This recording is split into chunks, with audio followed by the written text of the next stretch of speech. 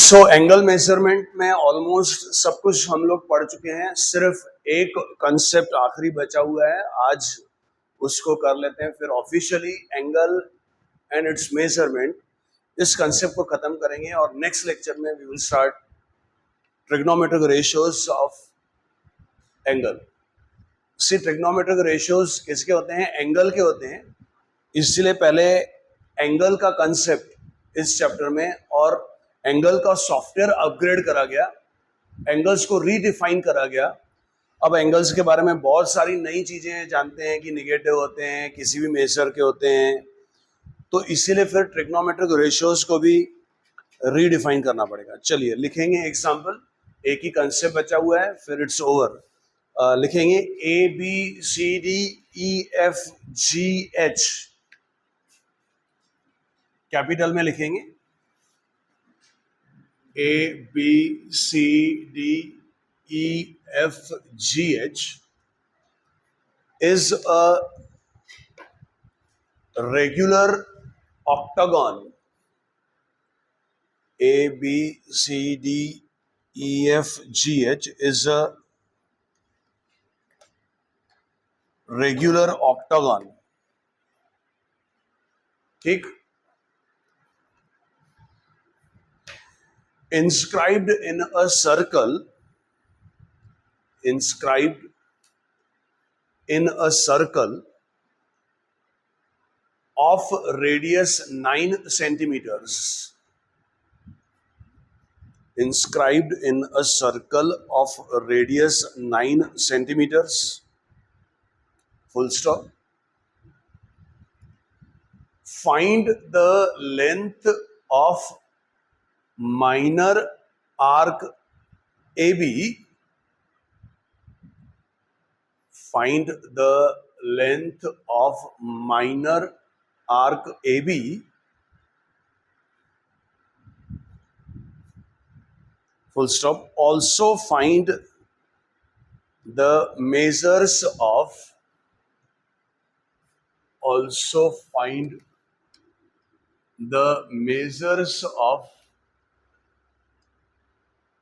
interior and exterior angle.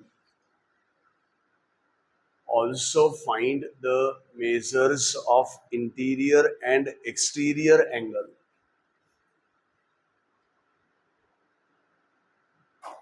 पढ़िए question, अच्छे से पढ़िए, समझने के लिए पढ़िए प्लीज।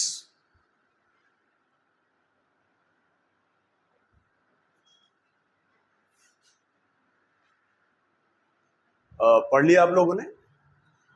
किसी भी प्रॉब्लम को सॉल्व करने की पहली स्टेप ये है कि आप उस प्रॉब्लम को अच्छे से पढ़ के समझिए और ये समझिए कि क्या गिवन है और क्या करना है, और उसके बाद अगर आपको समझ गया क्या गिवन है और क्या करना है, फिर थर्ड स्टेज में सोचा जाता है कि उसको कैसे करना है। क्या बोल रहा हूं? A B C D E, F, G, H is a regular octagon. Triangle भी एक पॉलीगन होता है ऑफ 3 साइड्स, पता है ना आपको? क्वाड्रिलैटरल भी एक पॉलीगन होता है 4 साइड्स का, पेंटागन, हेक्सागन, हेप्टागन, ऑक्टागन, मतलब any closed figure which has more than 2 sides is called a polygon. पता है कि आपको ये definition? So triangle is also polygon. तो यहां क्या बोल रहा है? A B C D E F G H is a regular octagon. ये octagon नहीं है सिर्फ, कैसा है? Regular octagon. किसी भी रेगुलर पॉलीगन की खास बात ये होती है कि any regular polygon or every regular polygon can always be inscribed in a circle. सुना? मतलब आपसे कोई पूछे कि रेगुलर पॉलीगन की क्या खास बात? 2 खास बातें होती है रेगुलर पॉलीगन। अब आप वो एक्सपेक्ट कर रहे थे जो आप सोच रहे थे पहले, मैंने दूसरी वाली बता दी पहले। तो सबसे पहले ये भी दुनिया बोलती है कि उसके सारे साइड्स की लेंथ सेम इक्वल होती, बराबर, ये तो सभी जानते हैं। इसलिए मैंने आपको उसके ऊपर की दूसरी बात बताई कि दुनिया के हर रेगुलर पॉलीगॉन की खास बात यह होती है कि every regular polygon can always be inscribed in a circle, means passing through all the vertices of polygon you can always draw a circle. So concept और knowledge अपडेट करा क्या कि रेगुलर पॉलीगॉन की दो खास बातें। पहली खास बात, उसके सारे साइड्स की लेंथ्स क्या होती है, सेम होती है। और दूसरी क्या बोला, it can always be inscribe in a circle. अब मैं बोर्ड पे मेरे पास स्केल तो नहीं है, समझ रहे ना, तो एग्जैक्ट रेगुलर बनना तो मुश्किल है, कोशिश कर सकता हूँ और आपको थोड़ा बहुत महसूस करना पड़ेगा कि हाँ ये रेगुलर है क्या regular, A B C okay D E F G H, समझा? क्या ये ऑक्टागन है क्या, हाँ या ना?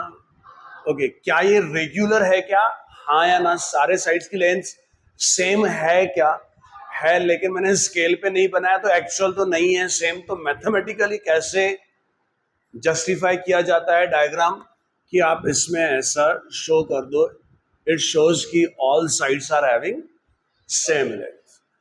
तो मैंने शतायु बोला कि रेगुलर पॉलीगॉन की पहली खास बात जो सारी दुनिया जानती है कि उसके सारे साइड्स की लेंथ क्या होती है, सेम होती है। लेकिन आज अपने को और क्या याद रखना है, okay, it can always be inscribed in a circle, means you can always draw a circle passing through all the vertices of any regular polygon. Since this octagon is also given regular, so passing through all the vertices we can always draw a circle. और दूसरी भाषा में okay, we can always inscribe this regular octagon in a circle.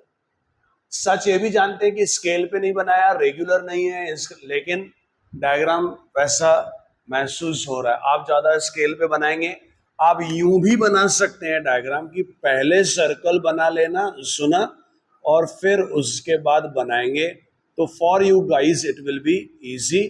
मुझे teacher हूं, मुझे पढ़ाना है कि पहले रेगुलर ऑक्टागन बनाया और ये समझाना था कि रेगुलर है तो पक्का passing through all the vertices we can draw a circle, तो मैंने इसलिए बनाया, समझा? आगे बढ़ते। मैंने अभी क्या करना है कैसे करना है कुछ भी नहीं बोला। मैंने बोला पहला काम यही होता है कि आप एग्जाम्पल को समझें।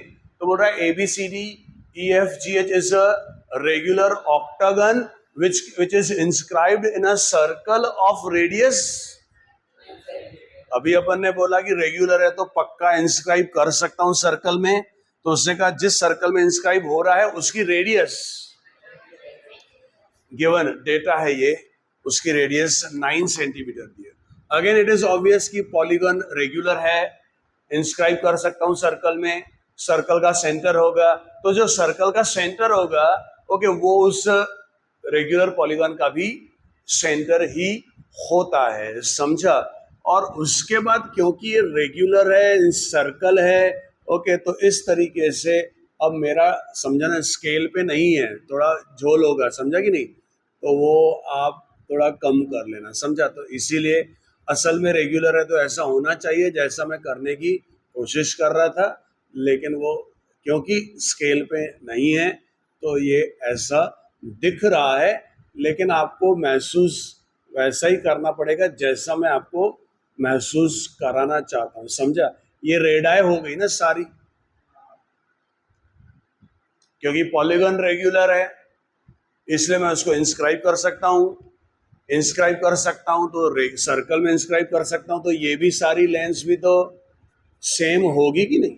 तो ये सारी लेंस भी सेम होगी, समझा क्या? आगे बढ़ते हैं। बोल रहा है ABCD EFGH is a regular octagon inscribed in a circle of radius 9 centimeters.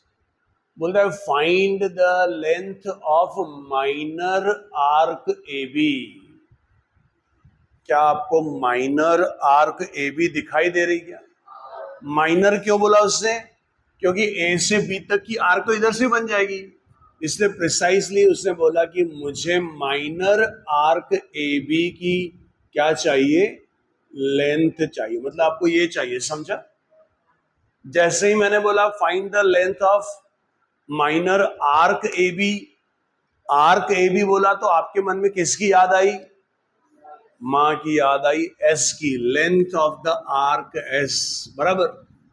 ये कंसेप्ट नहीं है, ये प्रैक्टिस है। और प्रैक्टिस से मन में ख्याल आया कि आपको अगर length of minor arc A B चाहिए, लेंथ ऑफ आर्क चाहिए, एस चाहिए, तो आपको फिर फॉर्मूला भी याद आया, S equal to are theta. समझा कि नहीं? और S equal to are theta का फॉर्मूला याद आया, तो अब आपको आर्क की लेंथ के लिए रेडियस चाहिए and angle included by the arc चाहिए, और angle subtended by the arc चाहिए। तो रेडियस तो पता है, रेडियस तो सॉरी कितनी 9 दी हुई है ना, तो ये सारी की सारी तो 9 है। समझा कि नहीं? चलेगा? चलो अब आगे बढ़ते। अब सारा खेल किसके ऊपर टिक गया है? एंगल के ऊपर। कौन से एंगल के ऊपर? Angle subtended by arc. क्या ये वाला एंगल सबटेंड कर रही है क्या r? So let us denote major angle A O B by what? Theta. अगर थीटा मिल गया तो क्या गेम और काम खत्म हो जाएगा क्या? हाँ या ना? हाँ, क्योंकि लेंथ देखो, आप जितनी उम्र है आपकी, जितना शरीर है आपका, उस हिसाब से ध्यान और सोच लगाएंगे। आपने सबने आंसर करना चाहिए था कि once if we get the theta problem will be खत्म, because we need the length of minor arc A B. समझा क्या? अरे समझा कि नहीं? सो सारी जिम्मेदारी अब major angle A O B के ऊपर है। सॉरी, मैं सेंटर का नाम देना भूल गया, इसको ओ नाम देते हैं। चलेगा अभी? क्या आपको एक चीज दिखाई दे रही है क्या कि ये सारी तो रेडाई है, मतलब ये सारी साइड्स सेम है। अगर ये सारी साइड्स सेम है तो इसका मतलब वो जो टोटल 360 डिग्री, अच्छा दूसरी बात, सारी साइड्स सेम है तो ये जो बेस एंगल होगा ये भी सेम होंगे ना। अच्छा, आपको ये भी समझ रहा क्या कि इस ट्रायंगल की ये दोनों साइड्स की लेंथ सेम है? ये दोनों मतलब आपस में इन दोनों की, तो थर्ड साइड की लेंथ भी सेम ही होगी। वैसे थर्ड साइड की लेंथ सेम होगी, ये तो पता ही है ना। कैसे पता है? क्योंकि कैसे पता है? नहीं, आप लोग पता नहीं, मुझे अजीब लगता। अरे ये तो दिख रही है, बेस वाली ए बी बी सी, ये तो सेम ही है ना। कैसे पता है? क्योंकि वो रेगुलर पॉलीगन है, वही तो length of the sides of the polygon है कि नहीं? तो आप इन सारे ट्रायंगल्स को अच्छे से ऑब्जर्व करो। क्या ये सारे ट्रायंगल्स कॉन्ग्रुएंट है क्या? कॉन्ग्रुएंट होंगे क्या? हमेशा होंगे क्या? कॉन्फिडेंस से बोलो हाँ या ना। क्यों? क्योंकि जब भी पॉलीगन रेगुलर होगा, ये असली मैथ्स है भाई, जब भी पॉलीगन रेगुलर होगा सारे साइड्स की लेंथ सेम होगी, और पॉलीगन रेगुलर है तो इंस्क्राइब्ड इन अ सर्कल होगा, ये भी लेंथ सारी हमेशा सेम होंगी। तो सारे ट्रायंगल्स कॉन्ग्रुएंट ही होंगे, सिमिलर नहीं होंगे, सिर्फ कॉन्ग्रुएंट ही होंगे। समझा ना? अगर कॉन्ग्रुएंट होंगे तो ये जो इंटायर पॉलीगन है, या जो ये इंटायर सर्कल है, this angle, total angle of one rotation, that is angle of 360 degree, will be divided into 8 equal parts. क्यों? क्योंकि पॉलीगन कैसा है, 8 साइड्स का रेगुलर है, समझा? This angle AOB is called, this angle AOB is called exterior angle. इसको exterior angle कहते हैं. समझा क्या? पता है क्या? पता है क्या? बताया ना अभी. So exterior angle of any polygon, नहीं, sorry, exterior angle of any regular polygon. Suppose polygon is having in general n sides, the value or the measure of the exterior angle is always 360 degree divided by. समझा क्या? ये जो formula है सिर्फ octagon के लिए नहीं है. जो भी in general, if we are having a n-sided regular polygon, n-sided, the angle of 360 degree will be divided into n equal parts. So in general, for a polygon of n sides, the measure of exterior angle is always 360 degree divided by. Since in this case we have the polygon of 8 sides, so the measure of each exterior angle will be 360 degree divided by 8, that is 45 degrees. So यही मेरा theta है कि नहीं? और मुझे अगर length of minor arc A B चाहिए, S equal to are theta, R is 9, theta is pi by 4, because in this formula it is strictly measured in radians. यहां से जो भी वैल्यू आएगी वो उस लेंथ ऑफ माइनर आर्क होगी. समझा क्या? जितना मैंने पढ़ाया आपको पूरा समझा क्या कि मैंने तो रिपीट करूं? इसमें सबसे इंपॉर्टेंट कंसेप्ट ये है कि for any regular n sided polygon the measure of exterior angle is always 360 degree divided by n. सिर्फ आपको ये फॉर्मूला याद नहीं रखना है. आपको किसी ने पूछा क्यों? क्योंकि मैंने कहा polygon is regular, it can always be inscribed in a circle, और इस तरीके से सर्कल में इंस्क्राइब करेंगे. और पहले ही पॉलीगन रेगुलर है. ये सारे ट्रायंगल्स की बेस वाली साइड्स की लेंथ आपस में सेम है, और ये तो सारी सेम ही है, सारे कॉन्ग्रुएंट ट्रायंगल्स है. ओके, 8 पार्ट्स में डिवाइड हो जाएगा ऑक्टागन. सो 360 डिग्री का angle will be divided into 8 equal parts. समझा? So length of minor arc मिल जाएगी. उसने बोला ABCDEFGH is a regular octagon inscribed in a circle of radius 9 centimetre. Find the length of minor arc AB. आप देखो copy देख रहे हैं, मैंने उसको ध्यान से डिक्टेट करते समय याद में बसा लिया. Also find the measure of, तो एक्सटीरियर तो ऑलरेडी आ ही गया, उसके बिना तो लेंथ ऑफ आर्क आएगी नहीं, वो काम हो ही गया. Also find the measure of exterior and, अब इंटीरियर एंगल चाहिए. You know interior angle A B C, अपन ने अभी इतना इसमें मेकअप कर दिया, but otherwise this entire B दिख रहा ना, this what C, this D, these all are called interior angles. समझा क्या? अब अपने को इनका मेजर चाहिए. सोचो, क्या ये सारे के सारे जो कॉन्ग्रुएंट ट्रायंगल्स है वो हमेशा कैसे होंगे? आइसोसेलेस ट्रायंगल्स होंगे कि नहीं? आइसोसेलेस ट्रायंगल्स होंगे तो बेस एंगल्स सेम होंगे, ये दोनों आपस में सेम होंगे. समझ रहे ना? बट ट्रायंगल्स ही आपस में कॉन्ग्रुएंट है. समझा? तो ये जो बेस एंगल है इनके भी बेस एंगल्स का मेजर वही होगा, समझा ना। तो इस तरीके से अपने को फिर डायग्राम में पूरा ऐसा डिजाइन बनाना है, समझा। तो हर ट्रायंगल का अगर आप समझदार हैं और ध्यान की आंखों से डायग्राम देख रहे हैं, आपको इंटीरियर एंगल चाहिए।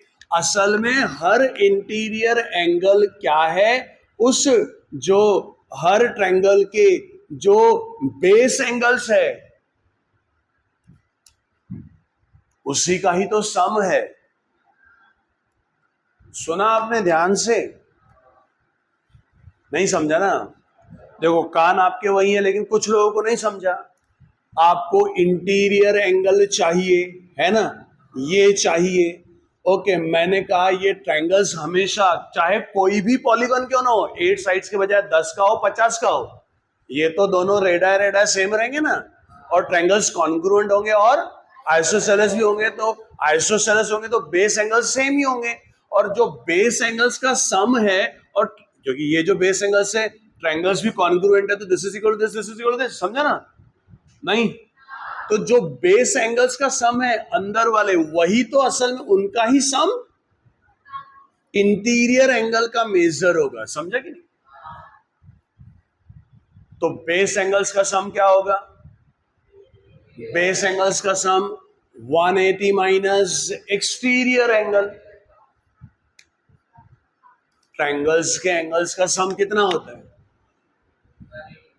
देखो, एक जन बोला कितना लेट बोला।